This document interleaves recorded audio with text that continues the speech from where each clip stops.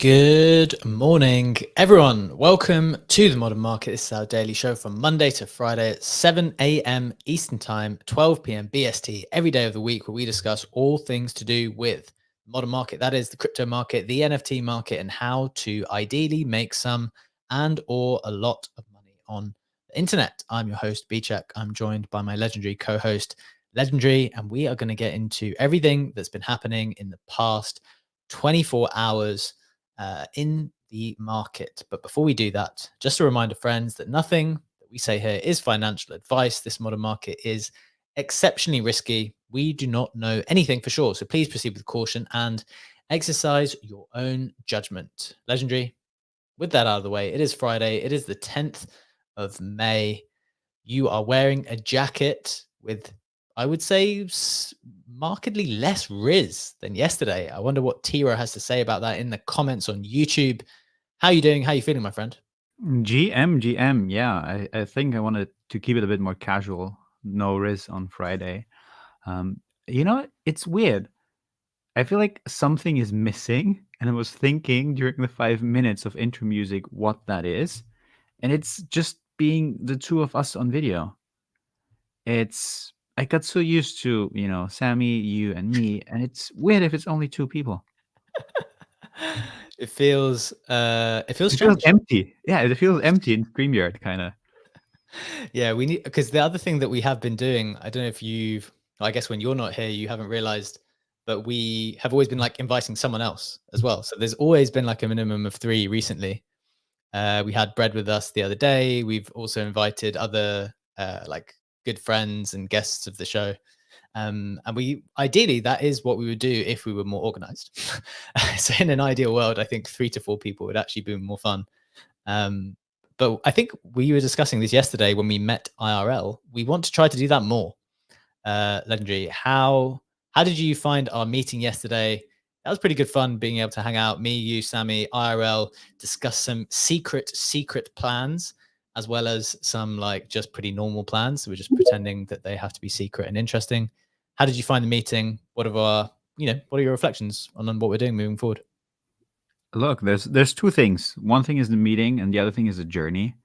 Like traveling out to Richmond from city was terrible. It took me 2 hours each way.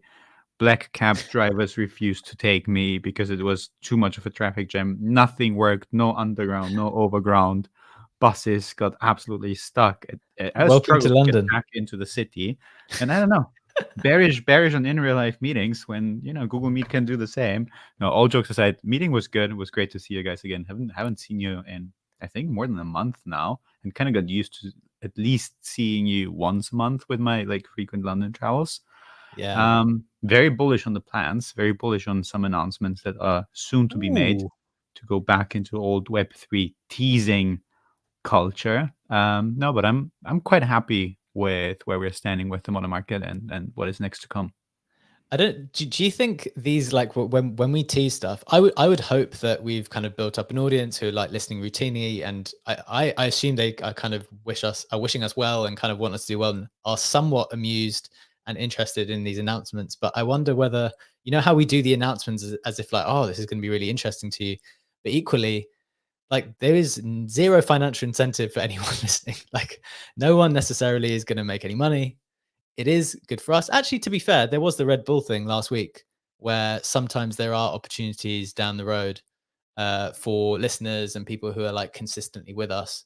And maybe there will be more of those types of things moving forward. But I do just like the idea of like, not just for our content, but for how people go about it in general. We were talking about this on Thread Guys Space yesterday, like how we're all going out there, particularly with the fantasy top thing going on, where you kind of got these heroes competing with each other, like gladiators on the internet, or the modern day Colosseum fighters, but just kind of battling it out in terms of content creation.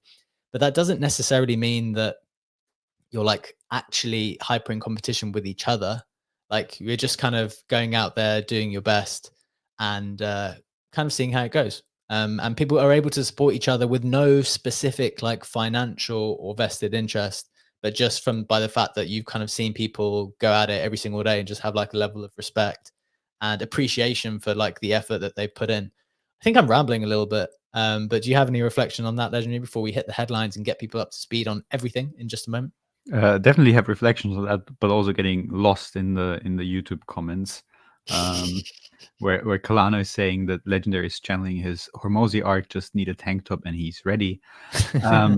No, I agree, but also on the other hand, I would make the point that I don't know. We have great speakers. We have some very, very smart people who join us super frequently on stage, and I do think that knowledge still has one of the highest returns, even if it's not as tangible as here's your meme coin that just did a 10x. So I do think there's a lot of value. At least I like to think that because I'm learning a lot on our spaces. Yeah, look, I completely agree. I think there's huge value in that. Yeah, these YouTube comments. I was going to say the way we should do this when there's only two of us, we obviously have a private chat as well. I can't flip between the two because I need to keep an eye on this one. So we'll just do our private chat in the public chat if we need to, or maybe we don't need to have a private chat when there's just the two of us. Let's see how that goes. We're gonna put the private chat aside and have all of our private conversations in public. Let's see how that goes. Right, let's get to the snapshot. As always, this is pinned up top. It should bring you up to speed on everything that we are going to talk about for today. As always, if you find it brings you some value today, please do give it a like. It takes me a reasonable amount of time to write every single morning. Let's get into it, starting with some price action. We've got Bitcoin at 62.9K. That is up 3%. We've got ETH up 1% back over 3K. Solana up 8% at 153 United States dollars. First headline, number one, Blast Gold Distribution 3 is announced. Thruster, Fancy Top, District 1 are the big winners. We're going to dive into that in much more detail with some key takeaways in just a moment. Number two, $65 million company Eclipse CEO resigns after misconduct claims. A broader concern here was like the investor knowledge. And sometimes we try and sidestep some of the more political and kind of social issues. I kind of want to approach this more from like the investor position, because there's been a lot of outrage at, did investors know, did they not know? We're all investors now on some level, and some of us are maybe bigger than others, but I just kind of want to hear people's perspectives on what people should be doing in these particular situations. Next, Solana flips ETH in 24 hours. DEX trading volume. Kind of wanted to revisit Solana. It feels like it's been a bit quiet over there, and discuss that in a little bit. Some other notable sales and floor prices. We've got CryptoPunks at 38.5 ETH, Bored Apes at 14.5, up 2%, Mutants at 2.6, DeGods at 2.2, down a few percent, Captains at 3, Azuki's at 5.1, Penguins at 11.3, Mad Lads still sliding. A lot of Solana NFTs sliding still, down 10% to 68 Solana. Got to think that's getting close to something like a buy. And Noun's winning bid is at 7.1 ETH. Some top sales, contrary to what MK says in the comments. I've got the Azuki Spirit sale. Azuki Spirit sale for 90 ETH. That is in the snapshot.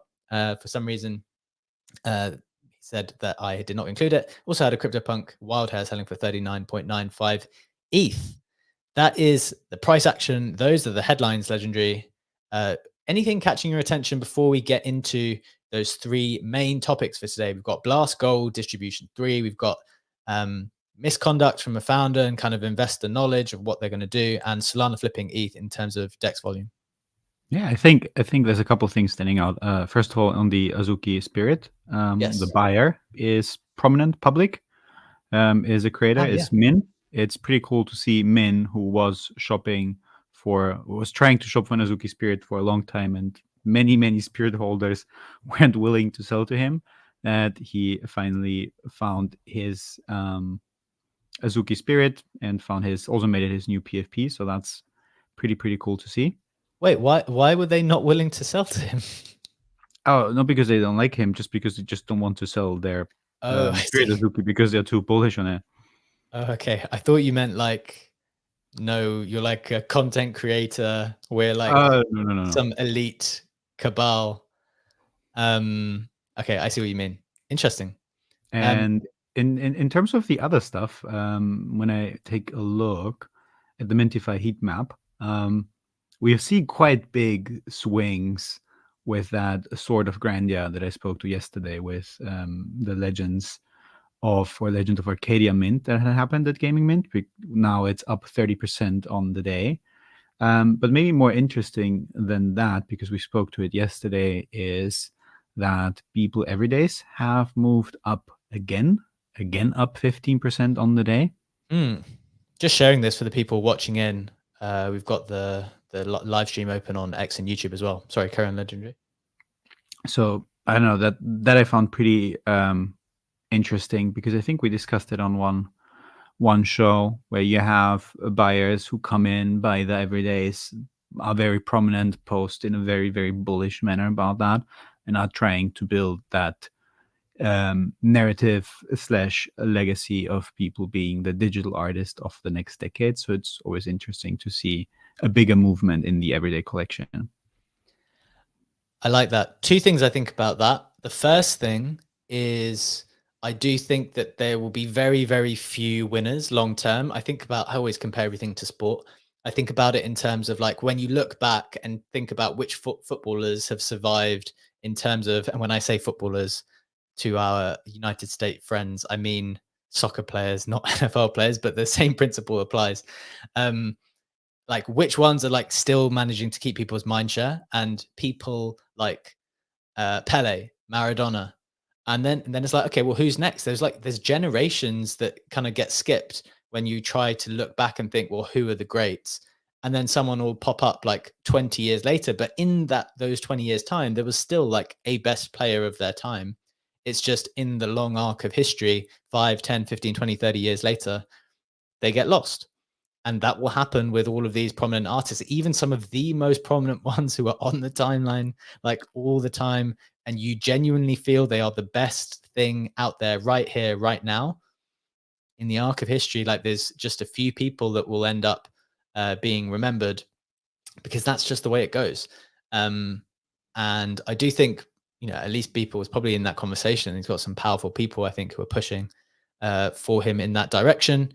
I also think it was interesting how we had that discussion, how people were bringing, specifically with Beeple, comparing his asset class to like meme coins.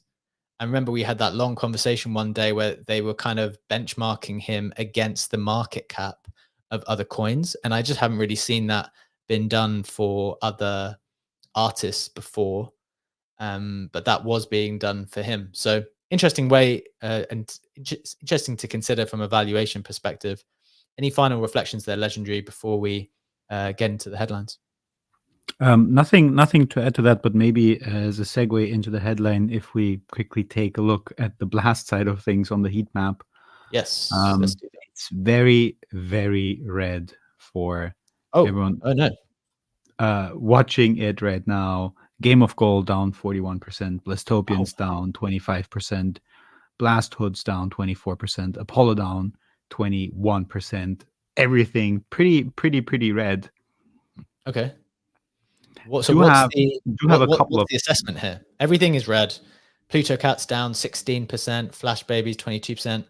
Blast Man, which is that's the one we reported on yesterday, it's fully refundable for 0.15. Even that somehow down beneath the fully refundable mark. Might go and sweep some Blast Mans so you can go and get it for 0.15 back. I mean, guys, this collection is literally refundable for 0.15. And people have listed it for 0.014999 because I guess they just want their ETH faster and don't want to wait like 3 days or something. Legendary, what's the reason for this? A, this lunacy here, and B, just the general decline then in some Blast NFT prices? I think it's a new syndrome, which I call jackpot impatience. We've seen it with specifically Blastopians. When the Blast jackpot hit and Pac Moon won the second time, won that 900k gold, that Blastopians were dumped instantly after that because they had reached a new all-time high in the anticipation of everyone making the predictions. Oh, Blastopians will be the next one to win. NFTs haven't won yet, with like the semi-exception of Fantasy Top, but it's not an NFT project per se in the typical sense of it, right? It's on a PFP project at least. And they then dumped their Blastopians from, what was it, 0.42, 0.43 ETH almost. And now with no jackpot being hit, I don't think I missed one leg in the last hour and was out Nope. and about. Nope. Otherwise, I would have seen that on a timeline. Yep. I think people just get impatient, like, fuck, maybe it's not going to hit. Maybe I need to buy meme coins or other coins, or just stack up on and buy more pack.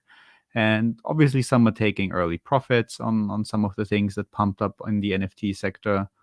Blastopians, I think, have recovered a bit. Cryptomocus is pointing that out in the YouTube comments right now, because they went down lower and are actually back up to 0.36 from what I can tell. But they did have a more significant dump, and I think Blur and Mintify are looking at the data a bit differently. But I think that's the general consensus. People getting impatient, their jackpot, their NFT didn't hit. Plus, some people are just taking early profits on that hype and craze that led to that overall correction. Okay.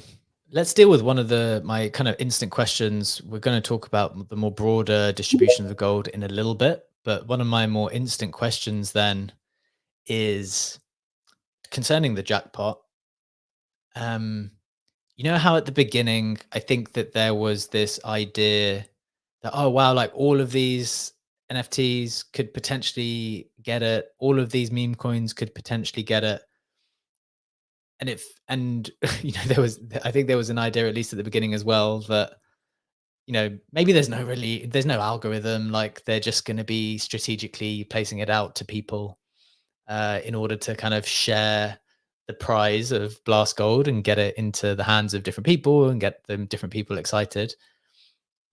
I've lost count. Has Pack won 3 times now? Was it 2? Twice. Okay. The first and the last jackpot now. Okay, so there hasn't been many now. The No, it's Pack been one. Pack, it's been Fantasy Top, it's been Big and Pack. Got it. Okay, so this one yesterday really sent people over the edge. It really, really sent people over. Whether it was yesterday or the day before, I can't remember anymore. But the second win for Pac Moon really sent people over the edge. I can see English in the comments on YouTube saying, "We need Pac Moon to hit jackpot again," so the timeline loses its mind again. I definitely think something happened. I think people got like hyper triggered when that happened. And I wouldn't be surprised if some of this price action is as a consequence of like, well, why am I bothering holding this NFT? Why am I bothering in this app? And actually, I'd like to take a look at the TVL for the dApps to see whether people are like leaving that in order to speculate in other places. But you had a post yesterday, Legendary. I'm just going to try to find it with like some 3 key points on the jackpot, on Pac Moon. I wanted to give you a chance to speak to that. And then I wanted to speak to it because I quote tweeted you and wrote my 3 points. I know NFT Stats has a bunch of points and thoughts on it as well, because we were speaking about it yesterday in Thread Guy Space too. Want to kind of circle to him to hear his thoughts as well. Hey, could you repeat the question again? Sorry. It'll become obvious to you, Sam. We're just going to go to Legendary first, and then we're going to speak about. My bad. I'm sorry. I heard my name. I jumped in. I'm sorry. We're coming. Yeah. I had that post yesterday. My 3 thoughts. First of all, adapt or die. So many people in the YOLO Discord, in other Discords, are complaining about Pac when they're like, oh, I farmed this for months. I farmed the last month. And now that's worthless because Pac Moon got 1 million point something gold over the 2 jackpots. And again, influencers got free gold by just posting. And I spent so much money on this, and I lost so much money on YOLO. And the thing is, it's been a good strategy to farm all those protocols for the first month. It's been teased multiple times that there's going to be a reward mechanism for ERC20s and NFTs. The jackpot came out. The math has been done on that.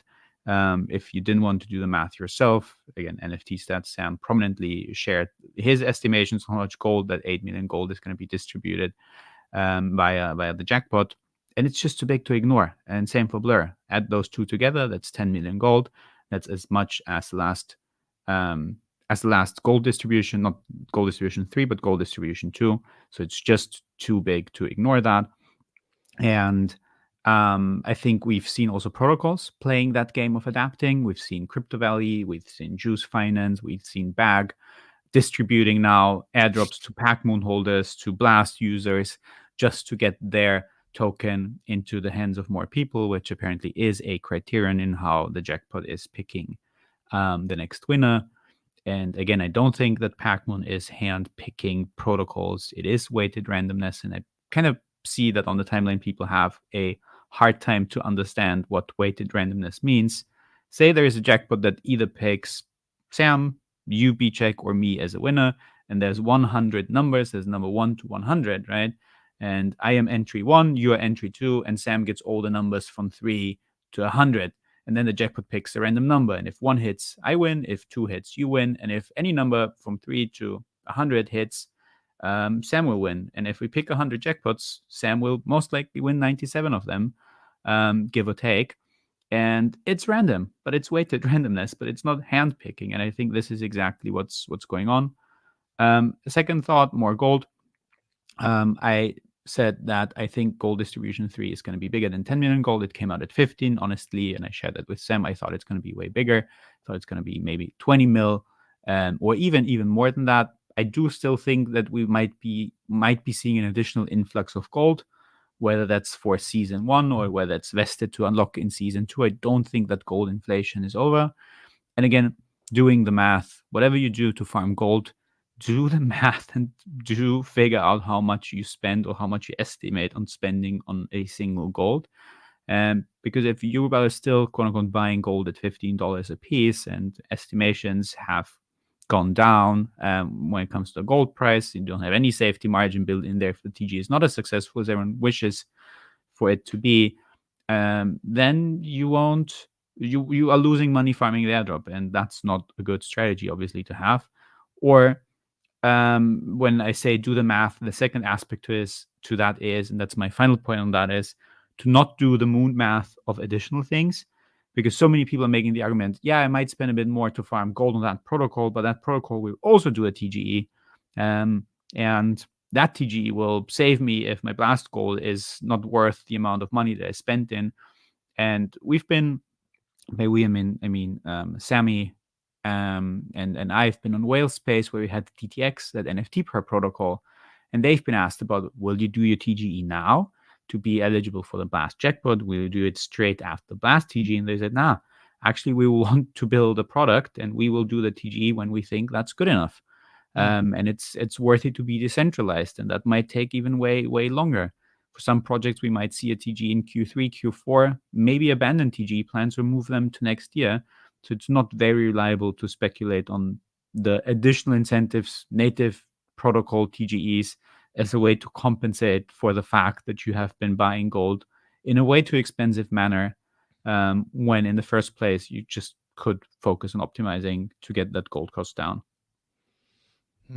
Okay. I thought those all quite powerful points. I've got some further reflections on the kind of attitude that I think has been displayed in the last few days, some of which I sympathize with, but some of which I've found unhelpful when playing this game. But I want to go straight to NFT stats, actually. Welcome to the stage, my friend. I know you've got some thoughts on this in terms of gold inflation. You also posted a post about that in the last 24 hours.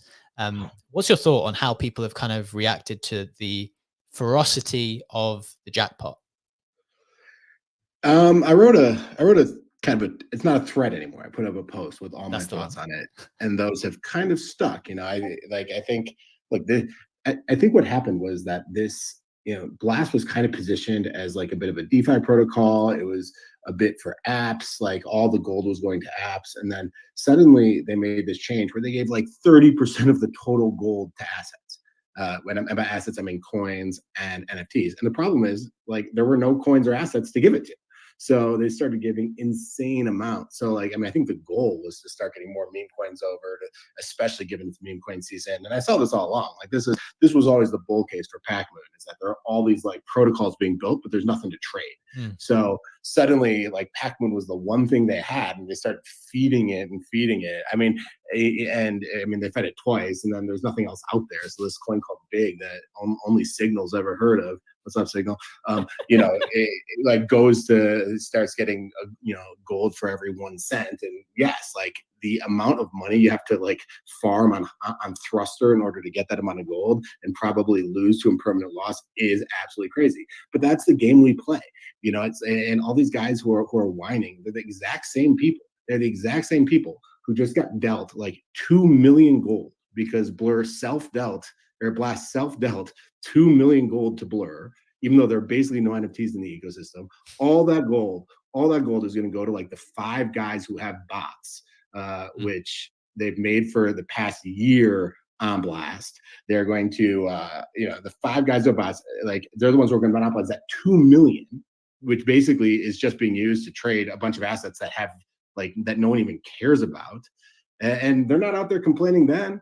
They're not out there complaining saying, hey, holy shit, Blur just got more gold than Thruster, even though it's new to the ecosystem, even though it's big on Ethereum, even though it's done nothing yet, even though it's really not that important, and we're going to get all of it. Those are the exact same guys who are literally yelling, unfair, like my 5-year-old does. So I don't know. I don't have a whole lot of sympathy for that argument. This is the game we play. It is a dictatorship. The dictator makes weird decisions. That's just the game. And the other thing about this is like farming is basically reading the tea leaves. And the tea leaves were obvious a week ago. The tea leaves were obvious a week ago that Jackpot was getting obscene amounts of gold. I published in my estimates 3 days before the second Pac Moon hit that that Jackpot was getting 8.2 million gold. So these guys could have gone out and bought meme coins. They could have done it. They just didn't. So I don't know. And I say this like kind of mockingly, but I'm friends with these guys. I talk to these guys a lot, so I hear them complain, and I hear that, and I see the things that they do to make money. I have zero sympathy for the complaints. Yeah, I know exactly what you mean. I think the funny thing to me, because I do agree with you, I have little sympathy in the sense that, like, me and Legendary, for example, have been early to Blast, but I just think there's a real discrepancy in the way that we've approached this, like, new news. Like, I'm literally being diluted as we speak because I'm not as active as a participant as Legendary, for example. And I made my bets early. Like, I'm one of the people that is probably most affected by this kind of thing, although I have adjusted as part of the new rules of the game. But like, I don't know, there's just an acceptance from my perspective, and I think from Legendary as well, which is don't dwell on what is fair. Like, you can't control the decisions of the Blast team. People seem to be obsessed with like saying like this isn't how it should be. It should be a different way just because it isn't the way that you want it to be. But it's like, well, that's never really been the game. You've never been able to control what they do precisely. So just continue as you go. And the other big thing that I saw, which I thought was a big kind of, I don't know if this is like a logical fallacy or something, but the argument that people were putting over that the only thing that people now need to do is hold assets. Whereas I've taken so much risk. I've like been going through all these dApps for months and taken all of this protocol risk. And, I've like really been through the trenches. And now all these other people need to do is just hold an asset. And they literally frame it like that. It's like, you just got to hold the asset. And it's like, what do you mean? You just got to hold this like truly terrible asset because there's not enough assets on the chain. So it's like a highly risky, highly volatile asset, which people are presenting as if it's like a really, really easy, straightforward opportunity. It's like, no, in the same way that you might lose money in a protocol, that asset might just go down 50% tomorrow because the game rules might change again. And then those people might not be in such a beneficial position.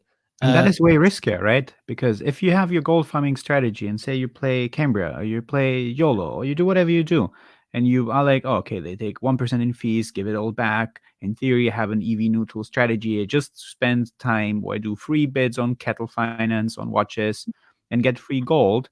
I don't really take any directional risk by that. Like, yes, I don't even take smart contract risk by that because I'm not depositing. I mean, yes, you do take that on Thrust and other things, but all those things you can do and not really be affected by the market. Like, if you farm Cambria, you don't give a fuck about the market, right? You just collect your gold. However, with Pac Moon, and people have bought more meme coins and lost on others. People lost a shit ton of money on Crypto Valley. And with Pac Moon, people are complaining because Pac Moon is going up. The same people, if Pac Moon would dip to 10 or 5 cents now, would be like experiencing a lot of Schadenfreude and be like, oh, look at them, they bought the meme coin and they took the risk, and now their banks are down, and haha, they got a little bit of gold to compensate for that. And then the additional thing is that people compare that because they see the screenshots of OSF, of OG General, and see the amount of gold that they've gotten, and that's not representative. OG General has bought has spent $350,000, pumped the pack price by 30% in almost a single clip, and has received 14,000 gold 2 days later, which is a bit more than the total amount of gold that I have farmed. And that's not unfair. It's just I don't have the means and to put 350K in pack right now, and that's an immense risk. I mean, if I did that, I'm putting my entire portfolio again. Not my entire. I put almost all my portfolio, whatever, into pack. That would be an insane move. And if someone takes that risk, obviously pack could go down. And if it pumps 30% in one clip, the risk is actually pretty high that someone will be like, "Yep, I'm gonna take profits on that. Thank you for playing OG General, and I'm gonna take profits on that." So saying that those holders are not taking risks is absurd, because they would assume that pack just goes up in a straight line. And if that is your assumption, why the fuck don't you buy pack then? Yeah, exactly. If you think that's the only thing you're doing, and complain. Yeah, I've got a final point on that, but I've seen stats come off mute. Sam, what are your thoughts? Yeah, I have a few things I want to add. Like, let's just try to be sympathetic to this perspective, right? I think I don't think that this is what the protocol intended necessarily. Like, I think that yes, I think the system needs liquidity in in Thruster. Like, you just need people, if they're going to be on Blast and it's going to take you 2 weeks to move it off chain or to back to mainnet, you need people to be able to trade USDB and ETH very fluidly. So you need people putting so you need people who are like providing liquidity on Thruster, and that is probably more valuable than someone holding pack. I think there's something to be said for that, but at the end of the day, that's fine. Then that's going to negatively reflect on Pat. And I'm not surprisingly, he came out and gave 2.1 million gold to Thruster today, which puts Thruster at 3.5 million, less than half of what Jackpot gets. But he came out and he did that today, which isn't too surprising. This is probably going to upset people, but I also think this whole, like, when people say, "But I've been so loyal," it's like, there's no loyalty in this game. This is the money game. What are you talking about? You've been so loyal. You talk like you're like like someone's husband or wife who stuck through thick and thin for someone. No, you just took a bet on your money to try to make money, and that strategy was probably fantastic, but maybe less optimal. I hate when people are like, "But I've been so loyal with my ETH." It's just like, guys, like, come on, like, we're all just trying to play this game, and like, your strategy is. The other thing is, like, these drops don't even remotely impact my $10.70 estimate for gold. Like, there's still a ton of money in all these other farms. Like, a lot of people were out there being like, "Oh, Blast is so inflationary with their gold." But like, everything that happened with this Pac-Man drop was already announced a week ago. Like, I put that into my forecast that there'd be 8 million gold distributed from Jackpot, and like, so you're going to see 1 million drops because there's only 3 weeks left. Like, none of this was more inflationary than what we found out a week ago. Every time another jackpot happens, people start screaming about how inflationary. It's like, no, this is literally just the plan playing out. This is the process. I think these other farms still can make people money, and people got to stop whining so much. Let them pack up their bags, Sam. More gold for us. More gold for us. You were just cutting out a little bit towards the end there, but I think we got the main points there. Thanks for that, Sam. Funky, your hand is raised as well. We want to move on from this topic in just a minute, but what are your kind of final reflections on the Jackpot incentive structure? My reflections are interesting because I'm not involved in Blast at all. I listened to a lot of the space with TG yesterday. You guys have been talking about Blast for months. And I think it really underscores the fact that, we've talked a lot about the whole passive versus active kind of airdrop farming. And you have to dedicate a lot of time and energy to do something like Blast. You guys are clearly killing it, right? I mean, Sam has put up tons of analyses on various aspects and so on and so forth. But what was really interesting in ThreadGuy's space yesterday is talking about the cost of the airdrop farming, which you guys are also alluding to too. Like, whereas if you're doing something more passive, like me, I'm farming Bob right now. It's just easy to deploy capital, let it sit and forget it, and just kind of walk off. Because I have, I'm working full time at a startup, so. I'm curious to see how this all plays out with the continuing dilution. And I think it's really interesting, just all the strategies that you guys have employed. But at times, I vacillate between intense jealousy for not having done anything on Blast and see you guys just killing it with all this gold. But at the same time, I'm also glad that I don't dedicate any kind of time to it, because I feel like I would spend an inordinate amount of time trying to airdrop farm, and this is something I'm probably not very good at. So it just really just a general reflection about just how this market has continued to mature on Blast. And it's really interesting watching you guys kind of take the reins and demonstrate to many people how to get this done. Yeah, interesting reflections there. I think my first point would be, in a similar way, like all these things you can do as much as you choose to, right? Like, I think because it's kind of caught on and captured people's attention, people have thought that, oh, it is way more complicated than it is. And maybe it's the case that you listen to us, Funky, quite a lot, and we're actually doing more than the average participant. But if you wanted to just deposit something and leave it in there, like, you can get exposure to Blast that way. It's just, is it as good as doing everything that's humanly possible? No. But, you know, everyone's just got to decide what they're able to allocate in terms of their time, capital, and attention. So I think that's the first point. And then maybe a final reflection is that I can't remember the final reflection, but I wanted to shout out in the comments, Conwick saying Punk 9059 nailed it with the loyalty comment, finding that pretty humorous. Confusion also making some it's a reasonable counterpoint. But what people don't realize is big onboarding through Pac-Moon and Fantasy Top will likely lead to a larger market cap on Blast, benefiting everyone. I do take that point.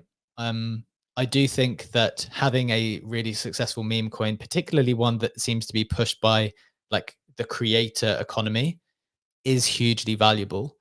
And having a game that all the creators really seem to want to play, at least for now, they seem like genuinely excited to play and invest in and participate in. That is hugely, hugely valuable too. But to Sam's point, there is this balance, because without that liquidity and that money that is providing the liquidity on Thruster, without the people doing things on Juice Legendary, you're getting distracted. Like the chain needs a variety of things, and I think that speaks to the complexity of setting up any type of economy. Like, yes, you need a banking system. Yes, you need to build out some culture. Yes, you need to build out an art ecosystem at some point. Like, all of these things have to be built at the same time, and it's kind of competing interests at different times. And certain people will be more happy with one at one point, and then maybe the pendulum swings for a season, then it swings back. I think that's probably the thoughtful way to think about this. Legendary, final reflection before we move on? Will we move on to the next news or discuss a bit on the Gold 3 distribution? Let's get straight into that. Let's just do a couple of minutes on that. Want to hit the headlines on it. I've got the sheet here. Maybe you want to set it up. What is Gold 3 distribution? Big winners, big losers. Any thoughts? Yeah, absolutely. I think we've seen Thruster coming out on top. They've been the top protocol in the last distribution, if you don't account for Blur distributing 2 mil to themselves. They got 2.5 mil or almost 2.6 mil this time. Fantasy Top being a big winner, up from 700K to 2.2 mil. I think also important to keep in mind that from gold distribution to, by far not all projects have distributed their gold yet. Fantasy Top has done the tournament for, what was it, 222K gold. They still have a good amount of gold from distribution too, and so have many other protocols. One of the interesting new additions that I personally like to see was the Colony, where you can buy tokenized Pokemon, Yu-Gi-Oh, One Piece cards, games, comics, etc., because it falls exactly into that niche that I've been talking about of discovering protocols who haven't gotten gold yet. Same niche as Kettlefy, almost same amount of gold as Kettlefy, because I've been buying Pokemon cards for the last week or so on there and collecting them. So it's cool to see that they received a good amount of gold. And also good up move that I liked on Cambria. I think they more or less doubled their gold and have received now 430K gold. So all in all, bigger gold distribution than before. We still see that continued trend of concentration that makes sense, that that you have that one DEX where everyone should be focused on to have the most liquidity, and that is Thruster, who has won that game. You have the one SocialFi app, that is Fantasy Top, etc., etc., etc. So no big negative or unexpected surprises in that gold distribution, in my opinion. Okay, that's really helpful just for a kind of headline situation. And as you can see, I'm showing on the screen Jen's little screenshot of all of the different distributions. As you said, Thruster, Fantasy, and District 1 being the big winners. Trying to incentivize like different types of things, right? Like the liquidity, the game, the social aspect, all things that need to be simultaneously pushed and encouraged and incentivized at the same time. Let's move on from the gold and Blast because we've spoken about it. I've got to say, I feel a bit jaded about the gold stuff. Like it's been a bit of an onslaught this week of gold thinking and just gold getting thrown around and discussed. And I do feel a bit jaded towards the end of the week. So let's move on from that. We want to touch on 2 more headlines today. I thought this was an interesting one from a founder's perspective. It's a bit of a difficult one to deal with, but at the same time, we don't shy away from some difficult conversations every now and again on this show. We will preface it by saying that obviously all kinds of assault, all kinds of nefarious or bad behavior is not good. The reason why I'm bringing it up on an investment show is because it alludes to some type of there is an investment angle to it, which is how should investors react or talk about knowledge that comes to their attention about founders when they are looking at a potential investment, and if it's very detrimental, should that be shared with other people? And I kind of want to see what people think on that now that we are participating more in that realm. So for the people who don't know, to set up the story, this was Haseeb, who is quite a prominent managing partner at Dragonfly. He's quite prominent on, I think I've watched him on podcasts on YouTube as well. He said, when we were originally diligencing Eclipse, we heard rumors that Neil Salami, who was I think the founder of Eclipse, had a history of sexual harassment. We passed pretty quickly on the investment. If we heard this doing only minimal diligence, there's no way the actual investors didn't also hear the same. It's one thing to get surprised when a founder fucks up or has a lapse in judgment, but from everything we heard, this was a long-standing pattern of behavior. Did they even try to find out? The fact that he got funded and sold millions in secondary for a pre-launch token despite that is an embarrassment. There's no place for that shit in this industry, period. I want to share a couple of follow-on thoughts before I open it up for kind of just some reflections, because the conversation kind of moved in a particular direction. So Santiago, a prominent investor, said, funny how everyone knows about a sensitive issue, but only speaks up after it's public. And then Mike Dudas, also another prominent investor, said, well, people have spoken up about similar sensitive issues this week and been attacked and castigated for not presenting irrefutable evidence.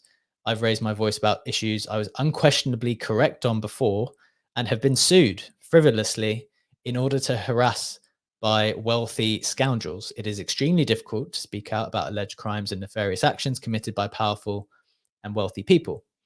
And then the final point maybe was this. His opinion was that guys like Haseeb, who are generationally wealthy, not waiting until after the fact and additional damage to parade their knowledge around would certainly help.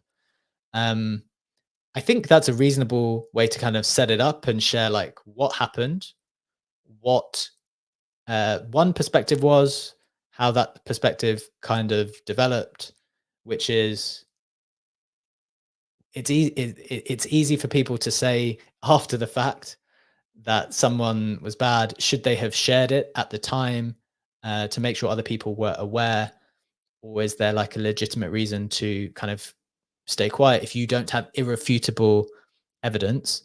Legendary, want to hear your reflections first. It's such a hard topic. I think as a society, and it's such a serious topic too, as a society, we have moved to a point where we like to play to take the role of the justice system on social media and Mm. like publicly convict people of having done something or have not committed something just based on rumors, on something we've read or something we think we know. And that I have no idea about this guy, no idea what he's done or hasn't done. And this is not to speak to his case or to whatever's happened there. It's just a general remark. And we're moving into like publicly convicting people, and reputation is easily ruined, right? We have had artists in this space where there's been talk about sexual harassment, rape, etc. happening. No idea how those stories played out, etc. And it's so difficult because things like that obviously hit home very hard, very, very emotional topics. And Yeah. I do think also on the investment side of things, to tackle that topic, there's different kind of responsibilities and different kind of investors. Like I am a mini angel investor, however you want to call me, and I certainly cannot be held to the same standards as like an institutional investor. And I don't know, if I found out about a project and I find that sus, or if I think that there is a history of sexual harassment with the There's some founder kind of going alarm on, bell, whether it's sexual harassment, whatever, I'm probably not gonna be in public. I'm gonna post about that and make a big case about it because I'd rather stay in my lane. Like yesterday was one exception because I got so fed up with that comment that I've seen over and over and over again on that discussion that Sure. you know when a woman has slept with more than 5 guys and she's not marriage material, etc. But obviously that argument never goes the other way around. For guys, it's cool to do that. And I was like, this is such an idiotic take that I want to comment on that. Yeah. And I did. But I typically don't do that publicly. So, and I wouldn't do it with an investment case. I'd also rather be afraid to be sued. Like we've seen it with Zach XBT and Machi Big Brother on a completely unrelated note. Yeah. Where actually then CryptoX rallied around Zach to fund his potential lawsuit, his defamation lawsuit that he was facing by Machi before Machi pulled that back. And that can ruin you financially. And if you're not Zach and you don't get that support, you might be financially ruined and fucked your entire life because you commented on one issue. So that's also that aspect. And there is no right or wrong. There's no yes or no answer to this problem. It's just a couple of thoughts and me rambling on that.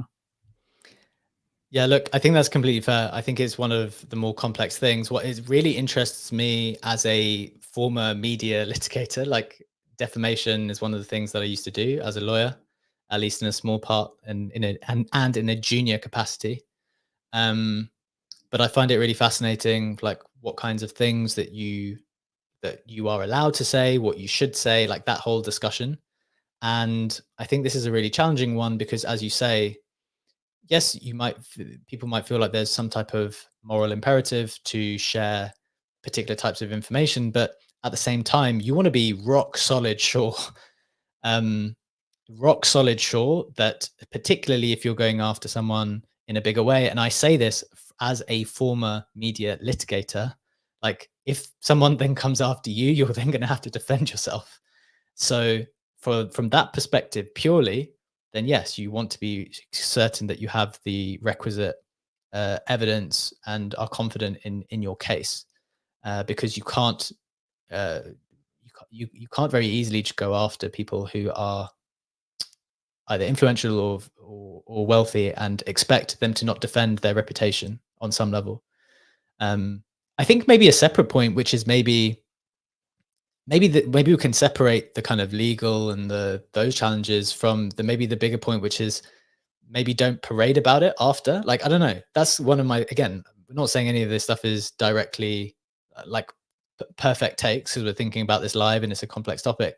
But there was something kind of celebratory about how we managed to do the DD and we figured it out and everyone else must be like almost moralizing in that perspective. And it's like, look, you don't know. So maybe some other people just don't have the connections that you did and maybe didn't hear. Like I find there's something maybe gross in how it was characterizing like everyone else must have known. It's like, well, you also don't know that. Do you know what I mean? Yeah, that's actually a very, very good point, right? And that's kind of what I was trying to hint at with different types of investors, different types of relationships, Yeah, networks, it's like etc. say you had a very If it's very not, it was not the case that if you Google small. the guy's name and you find a case and a newspaper article on a conviction or whatever, it's not as like straightforward, as simple as that. And why then, if you knew that, and then that comes out, you celebrate, oh, I know that, and are dunking on everyone else and be like, you should have known that. Yeah. That's a bit weird. It's a very, I don't know, it's too serious of a topic to make it an engagement farm like that. Yeah, I think moving away from I think that's one of my maybe smaller reflections there. But look, I wanted to bring that up because I think it was an interesting thing for us to consider now that we are part of that game, part of the bigger investment game. And, sometimes you meet founders who are great. Sometimes you have more question marks about them. And these are some of the things that we'll all have to consider as we move on. Look, we've got a few minutes left. We've got a couple more topics to touch on. But before we hit the final headline, let's get to the Web3 roundup from the snapshot, which is pinned up top. To get you up to speed with everything else that you should know about from the last 24 hours. And there are a few good things to note, which I bet Legendary doesn't know. So the first thing is Juice and Bag distributed widely by teams to help chances of winning the Blast jackpot. This is the Juice team, the Bag team, and I think someone else told me in the comments earlier in the show, another token, I can't remember the name, has also been trying to distribute itself more widely. Crypto Valley? Pardon? I think Crypto Valley did. Oh yes, Yield, the Yield token. Next, Zeneca announces Blaster Mint with Pondering Draw. Everyone's doing these Blaster Mints now where you can deposit and earn the gold from depositing, and then you get a refund a little bit later. Next, Cat Meme Coin Mishi surges 90% to hit a $200 million market cap. That went crazy yesterday. Yuga Labs donates $250K to digital arts program in Miami. That is pretty nice. Next, here are the things to be aware of. Eigen claims go live today for E3 stakers on EigenLayer. I think some of us might need to take a holiday in order to do that. Manned Network airdrop is claimable for Dimension stakers now. Remember that Dimension token that you probably staked and forgot about it and saw the price going down over and over again? Well, here's your airdrop. Go and see if it's worth anything. I don't know if it is. I haven't checked yet. And finally, Franklin Templeton released a research paper on Coinbase L2 base. The intern over there has been going crazy with research papers in the last few weeks. That's the Web3 roundup. That is everything else you need to be up to speed with from around the space. We've only got a few minutes left, Legendary. I don't know if we want to get into the final headline. Might just throw it straight to Funky. If you have a question or comment or anything else in the last few minutes. Funky wants to comment on Manned Network. It's just my gut feeling, but let's see. Go on, Funky. You are right. Manned is a joke. I had very little Dimension staked, but they said that it was the square root of whatever you stake, and they must suck at math because I had 64 Dimension tokens in each wallet. That's a pretty simple one. That's 8, and I had 5 in each. The man thing is a joke. Everybody was laughing about it in the kingdom. Wait, so the thing was, they actually told you that you'd get a square root of your tokens. Instead of making a linear distribution, what they were trying to do is prioritize people with smaller accounts. So they were doing the square root of whatever amount you had staked. It's crazy. And then one wallet had, and if they had the exact same amount, one had 4.49, the other had 4.53. I have no idea why. And they suck at math. That's so funny. You would just think that by this point in time, there's a reasonable distribution method that people have agreed on that doesn't include square roots, that you can just do this and people will be happy. But it does not seem that way. Legendary, that is the show. That is the week of shows. We're drawing to a close now. Any final reflections on anything we've talked about, anything that you're looking forward to for next week to give people a little bit of a taste of what's on your mind? Honestly, I'm shocked that I missed that Eigen is live today, and you were perfectly right. I knew that you weren't going to know. That's what I was telling you. I knew you wouldn't know. And you know that I have Eigen. I've restaked with so many L2 managers and so many wallets, and I completely missed that. I knew it because I almost missed it as well. Tells you a lot about the state of mind that I'm in with Blast right now and focusing on gold. And I think I'm looking forward to optimize a bit my strategy on Fantasy Top. seeing how they have almost 3 million gold in total, and they have hit a jackpot. And trading is quite interesting on the marketplace, and still be focused on Blast Gold and LTG, honestly, and hoping that all the other things you will cover for me in the Web3 roundup, so that I don't miss my other airdrops that I need to claim. That's what I do. I just work in the morning so you can farm the gold in the morning. That's the working arrangement of the modern market.